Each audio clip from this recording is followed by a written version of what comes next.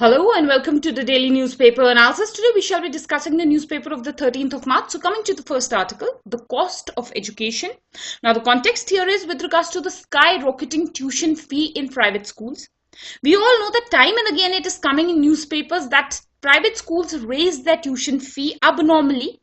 This was also seen last year, especially in Gurgaon, where a large number of parents objected to sudden hike in tuition fee for nursery class students. So this is a pertinent issue and this is an important editorial. Now coming to the issues, the first issue is that of a legal and political challenge. Now what you need to understand here is that private businesses in India have some constitutional freedoms and some constitutional safeguards which they enjoy. But the challenge here is that private schools have a moral responsibility to perform. They have to educate the future of this country. And as a result of which, it is also obligatory on the government to ensure that education is affordable and it is accessible. So in this regard, a conflict is what is emerging between private schools as well as their social welfare function. So that is one analysis which has been given in the editorial.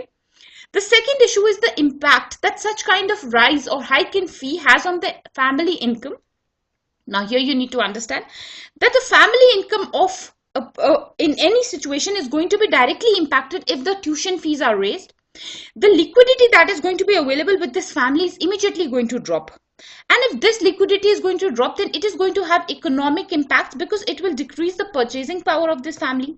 It can have some other stress on this particular family. So that is one cause of concern which the government needs to do away with.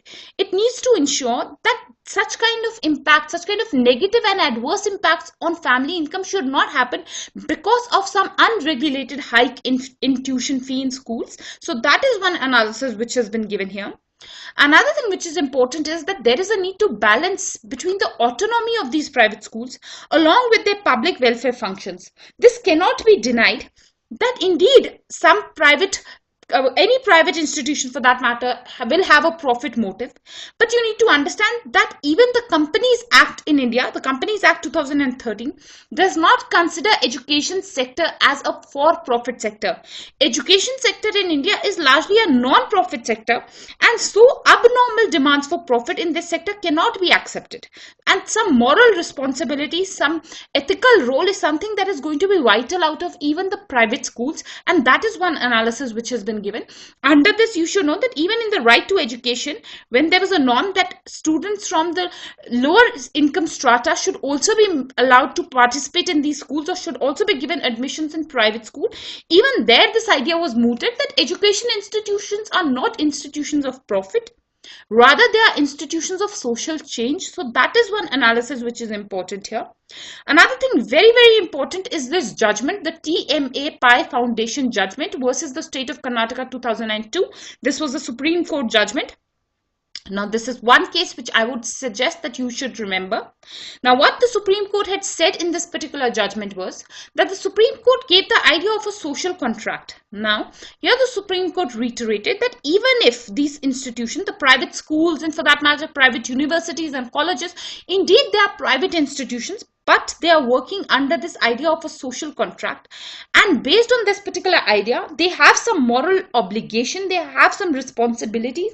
And as a result of which, the regulation on these private institutions by the government is going to be justified. So private institutions cannot say that their fees cannot be regulated by the government because they are a private body. This is unacceptable because they are bound under the philosophy of social contract and moral obligation. So in that context, this judgment is very, very important. Another judgment which has been talked about in this editorial is the Islamic Academy of Education versus the state of Karnataka. Now this is another very important judgment. In this judgment, the Supreme Court again mentioned that what is important is that these private sector educational institutions should be allowed a provision of surplus. Now, even if they have a moral responsibility, but yes, they should be allowed. This was a judgment given in the year 2003, right after the TMA Pai judgment. Here, the Supreme Court said that some degree of surplus is what these institutions should be allowed because this surplus is going to help them improve the quality of education. It is going to help them expand their institutions. So that is something that is important.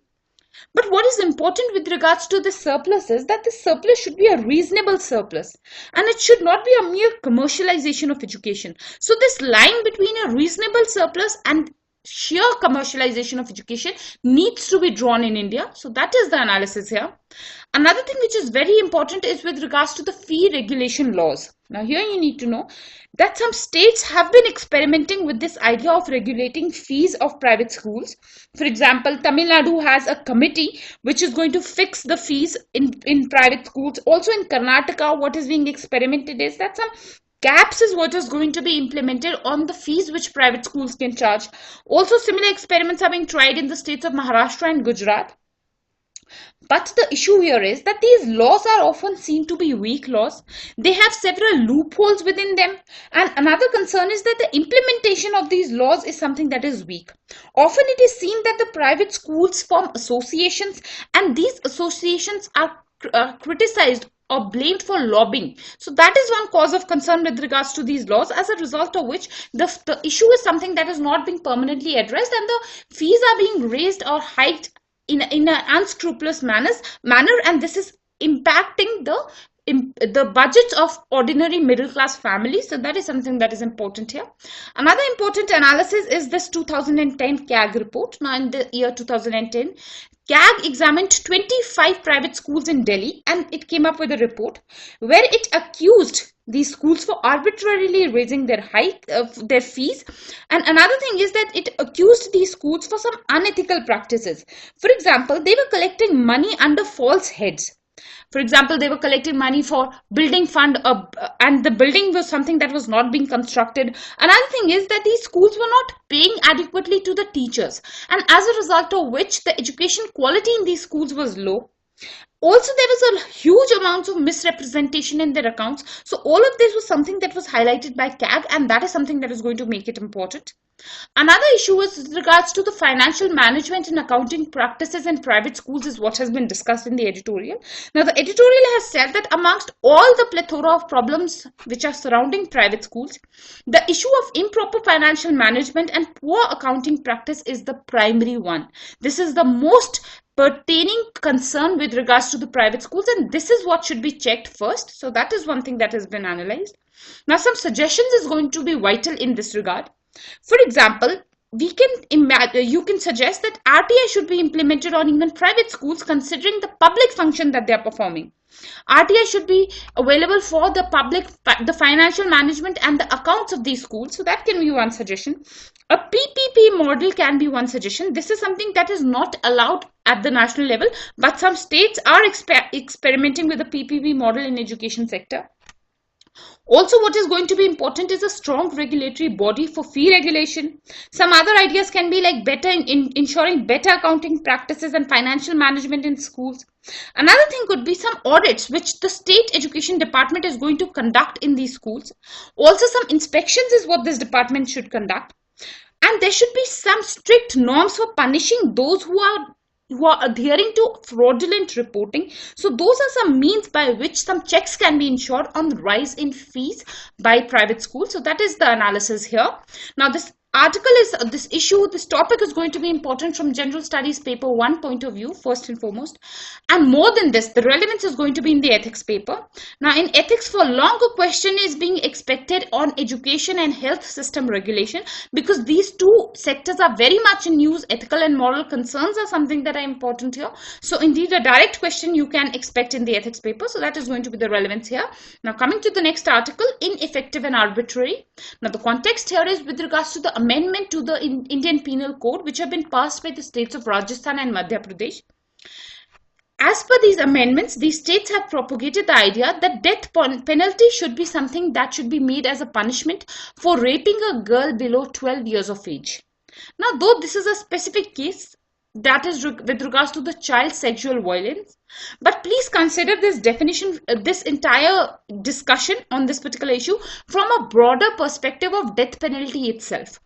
Now, death penalty is one of the core topics in UPSC preparation. It is something that is a backgrounder topic or a basic topic which should be covered, and this article provides us ample scope for covering this particular issue. So that is going to be the importance.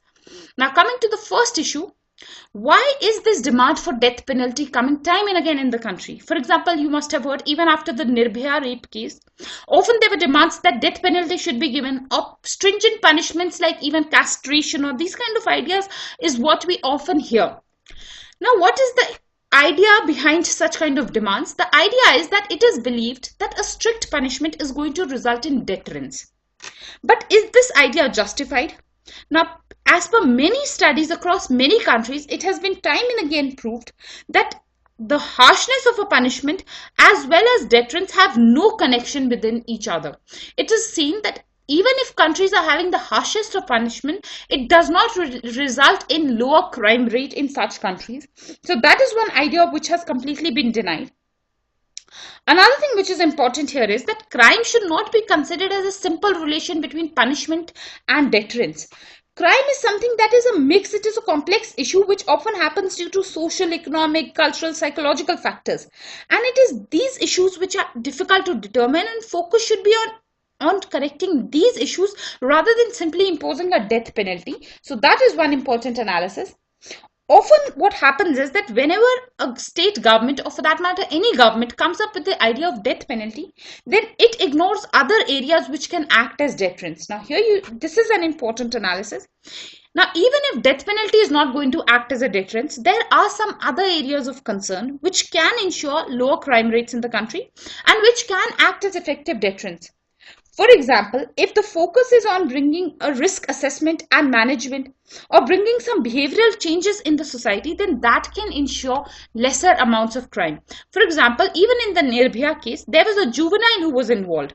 And in the aftermath of this case, the law with regards to juvenile justice has been amended, and now juveniles in the age group of 16 to 18 can be treated as adults. Now again over here you need to understand that it is a fact that this juvenile has committed a heinous crime against a young girl. That cannot be denied. But can this also be denied that this juvenile himself is a victim? He belongs to a poor society. He belongs to a poor family. He has not been given education. His own child rights have somehow been suffocated in the society. So this moral responsibility of the state to even provide justice to this particular child is something that needs to be analyzed. So in this context, you need to understand that death penalty is no solution for reducing the crime rate. Rather, focus has to be in the development of the society. So that is what is going to be important with regards to the analysis on deterrence. So as a result of which, death penalty is not an effective deterrent. So that is the analysis here. Another issue is with regards to death penalty as justice to victim. Now often it is said that death penalty should exist because it is going to be ensuring justice to the victim. Now first and foremost here you need to understand that our judicial system in India is not one which is based on punishment. It is a system which is based on reforming. If somebody has performed a crime, then the idea is to reform that person rather than outrightly punish him. So from that context, death penalty cannot be justified. Another thing is that death penalty will often cover up the actual justice to that particular victim. For example, if it is a rape victim, then the focus should be on rehabilitating the person who has suffered rape or the survivor of rape. Now what happens is that this knee-jerk reaction of a death penalty will just result in ignoring the true rehabilitation and concerns of this particular person. So that is something that has been analyzed here. For example, there are bigger issues. If a person has suffered rape, then often it is seen that the investigation system or the prosecution system is lacking sensitivity. There is harassment of a woman who has suffered rape. In all these scenarios, the concern regarding the woman is something that is lost, and such kind of demands for death penalty is what is raised. Even if a person is given death, then that is not going to change the life of the victim. So the focus should be on improving the life of the victim rather than outrightly punishing the criminal. Definitely punishment should be there, but a reformative punishment should be there. So that is something that is important here. Another thing which is important is with regards to hatred associated with crime and criminals. Now you need to understand that sometimes death penalty is justified because in the society there is high amount of hatred for the criminals as well as for crime, and as a result of which this matter gets politicized, and politicians, just to show their concern with regards to decreasing crime rate, they say that death penalty should happen, and this is something that has happened even in this particular case. But this is again something that cannot be justified with the death penalty. What is going to happen is that this is going to provide a discretion to the judiciary. The judiciary will be free to decide, the judges will be free to decide that who is going to get a death penalty and who is not going to get a death penalty. And this is something that is going to amount to a lethal lottery. This is a key word, a lethal lottery, which might happen, and this might result in arbitrariness in justice, and this is going to defeat the idea of rule of law. So that is one analysis here. Another thing which is going to be important in this regard is that you should know that often it might happen that the cases of rape and for that matter sexual violence against children have an underreporting. Now, if death penalty is something that is going to be imposed, then it might happen that if these rapes or some sexual violence is committed by a family member, which is the case also, according to the NCRB data, maximum amount of rapes happen by a person are done by a person who was already known to the victim. So in that case, what might happen is that because of this fear of death penalty, there might be further lower reporting. So that is one analysis which has been given.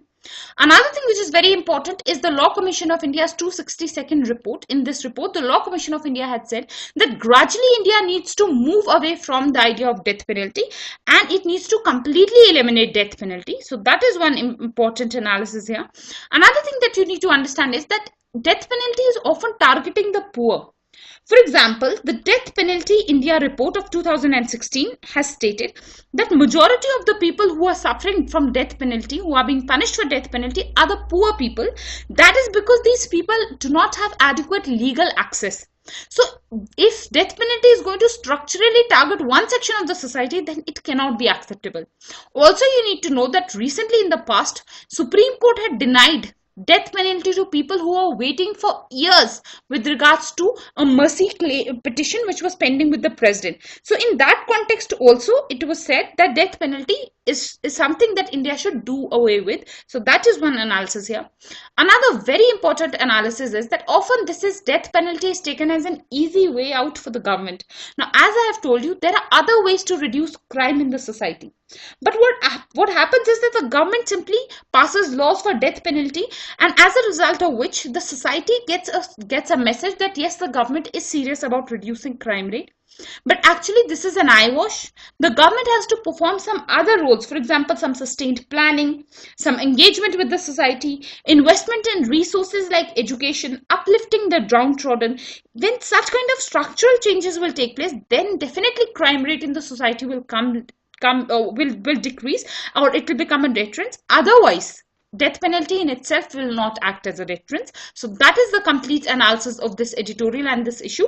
Death penalty, as I have told you, is a very important topic for UPSC and it should be covered. So that's the importance. Now coming to the next article, always a rule maker. Now the context here is with regards to a new world order. This has primarily been discussed in the backdrop of the International Solar Alliance, which is International Solar Alliance Summit, which is taking place in Delhi. So in that context, a new world order is what has been analyzed. Now coming to the issues, the first issue is that of a third way. Now what is important here is that at present with regards to climate change, there are two models. One model is the US-led model. This is an inequality model where US says that whatever has happened in the past has happened and now a newer form of a new mechanism for fighting climate change is what should come out. So that is the inequality model by the United States of America. The second model is by China. As per this model, China says that it needs to focus on its economic growth, and so China's model is an environmentally damaging model. Now, contrary to both these models, India has come up with a third way, where India is providing an alternative model for economic growth, which is going to be sustainable. So, India has taken up a leadership role here, and that is something that is important. Another thing is that India has said that climate change is not about merely a physical change in the environment. Rather, it is a social issue, and as a result of which this term is what has been coined by India, which is climate justice, which is similar to the idea of social justice. Now, as climate change is going to take place, it is going to impact the poorest of the poor, and so it is a form of justice which needs to be ensured to the people. So that is something that is important. Another thing is with regards to India as a balancing factor. Now in a new world order, what is being seen is that China is on a rise and US is on a withdrawal. So in such a scenario, India can play a major role of a balancing factor, and this was something that was reiterated even in the ASEAN India Summit, which was held in January. So that is something that has been analyzed.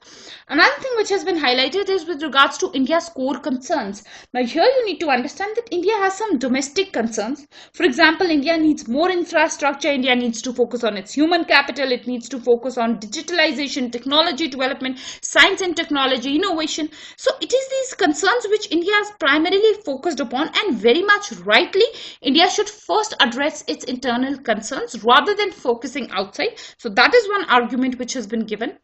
Another thing is with regards to a collaboration with China. Now, time and again we are seeing in almost all the editorials that a collective opinion is that India should collaborate with China on the Belt and Road Initiative rather than being belligerent to China. So that is one analysis. Now what has been analyzed in this particular editorial is that some examples is what has been given. You should know that China came up with the idea of the Asian Development Bank, Asian Infrastructure and Development Bank, and as a result of which India and China are participating in this particular bank. Also, you should know that even the BRICS Bank, the New Development Bank, so even in that particular bank, the New Development Bank under the BRICS, India and China are partnering. Also, you should know that in the Shanghai Cooperation Agreement, or for that matter in the RCEP with regards to ASEAN, in all these forums, India and China are cooperating with each other. So why not on the Belt and Road Initiative? So that is something that has been highlighted here. Another thing which is going to be important is with regards to the New World Order. Now here you need to know that in the New World Order, institutions like the UN, institutions like the WTO, or for that matter even the Climate Change Agreement are somehow failing. So this is a stark representation of a new world order, and in this world order, newer multilateral organizations is what is going to be vital. And if India is championing that cause with the idea of International Solar Alliance, so that is a novel idea. So that is something that has been analyzed. Another analysis is with regards to the Indian Ocean. Now here the editorial discusses that how Indian Ocean has traditionally been important in connecting the East and the West. But the issue here is that the traditional United Nations Convention on Laws of the Seas is inadequate for dealing with the concerns of the Indian Ocean. So that is something that is going to be important here.